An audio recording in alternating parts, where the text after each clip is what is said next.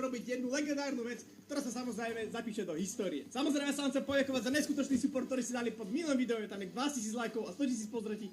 Ďakujem za to. Dneska ale po vás nechcem, aby ste napísali úlohu, ale challenge. Napríklad, asi mister, zaviaž si oči a daj nejaký stan. Alebo asi mister, otoč si ovládač a daj nejaký stan. Buďte kreatívni, než napíšte dole do komentárov a ja to v ďalšej časti urobím. Ešte raz, sorry za môj zachrypnutý hlas, stále som chorý, ale bez ďalších kecov ideme sa pozrieť na prvú bláznivú úlohu.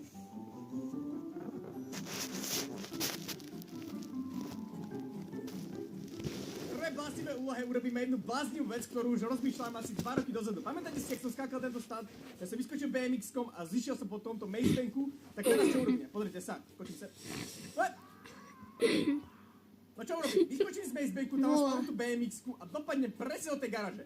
Tento stand som chcel dať pred 2 rokmi, netrúfal som si na ňo, ale dneska to dáme, keďže to máme v bláznivé úlohe. Poďme na to, dámy a páni, prvý pokus, dávno som toto nerobil. Kubo, víš, kdo to je? To je asi mister můj nejlepší kámoš. To bude trvať, lebo toto je fakt šialený stand.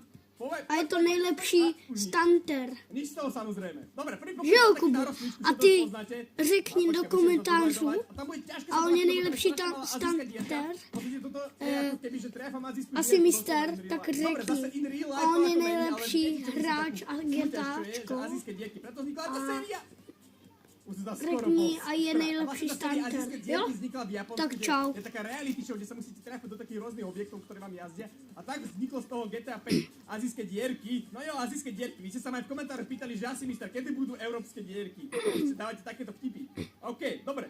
Teraz sa sústredíme na tento stunt. Možno, že to vyskúšam sem dať, pozrite sa. Asi iné žúria to tam sem alebo sem. No v podstate tuto je nižší priestor, tuto je väčší. Ale tu mi bude robiť problém tieto schody, aby som dal. Uvidíme, ako sa nám to podarí. Ja si ani neviem predstaviť, že koľko budem tráviť pri tomto stante, keďže toto je dosť... 9 na to, kolik asi ti pič. O, Mani sa! Hezky. Sokros! To bolo veľmi tesné, veľmi tesné. Ale zase keby, že som tak nahnutý a dopadnem tam, tak asi by nás to zase vykletilo. Samozrejme, že musíme prísať na 2, aby sme to mohli dať.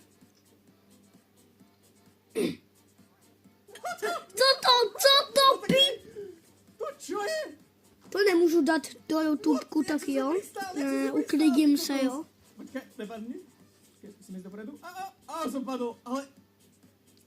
Tomu to hovorím precízne pristáte, ty kokos, nice, to bolo mega. Musíme urobiť front flip. Mega hovno. Front flip, poď. Teraz sa dám. Teraz to bude moje. Fajný front flip jsem urobil. Brácha mě spí, ten mě každý den sere, jako vždycky. To je kokot. Ten brácha je úplně vytetovaný den. Škoda, že jsme nedopadli na BMXke. Podívej sa, ono to je strašne malé, takže my sa musíme náležiť Ještě máme... do boku a musíme prázdniť. Čekat? A potom neviem, ako dopadnem